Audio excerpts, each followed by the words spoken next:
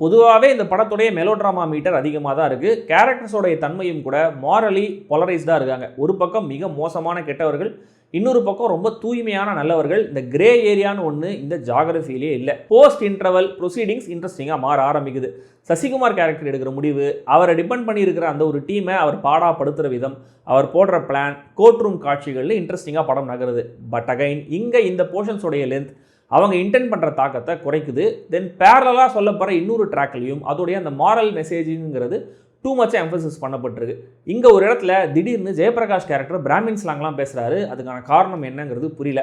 கிளைமேக்ஸில் ஒரு ஃப்ளாஷ் கட்டில் சொல்ல வேண்டிய விஷயத்தை எக்ஸ்ட்ரா லென்த்து போய் ட்ராமாட்டிக்காக சொல்லியிருக்காங்க. தென் கடைசியில் மெயின் கேரக்டர் எடுக்கிற முடிவு ப்ரெடிக்டபுளாக இருந்தாலுமே கூட ஒரு நல்ல க்ரௌட் ப்ளீசிங் மொமெண்ட் அது.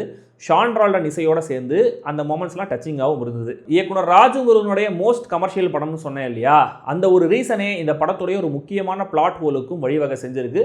ஏன்னா நிறைய லிபர்ட்டி எடுத்து தான் திரைக்கதை எழுதப்பட்டிருக்கு. கதையுடைய ஆதாரமே சிஸ்டத்தை கண்ட்ரோல் பண்ணுற ஒரு பர்சனாலிட்டிக்கு இருக்கிற பிரச்சனையும் அதை சரி பண்ண எடுக்கப்பட்ட நடவடிக்கைகளும் தான். ஆனால் இந்தியா மாதிரியான ஒரு தேர்ட் வேர்ல்டு கண்ட்ரியில் அப்படி ஒரு பவரில் இருக்கிற ஆளுக்கு இப்படிலாம் பிரச்சனைகள் வந்துச்சுன்னா உண்மையை சொல்லணும்னா இந்த பிரச்சனைலாம் ஒன்றுமே கிடையாது. அதுவும் நம்ம ஊரில் இதெல்லாம் சாத்தியம் இல்லை அப்படின்னா ஈஸியாக கிளம்பி வெளிநாடுக்கு போய் சரி பண்ணுவாங்க.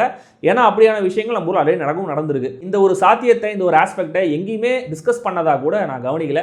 இதனால் ஒரு கட்டத்துக்கு மேலே இது ஏன் இவ்வளோ காம்ப்ளிகேட்டடாக போகணும் அப்படிங்கிற ஒரு கேள்வி வராமல் இல்லை.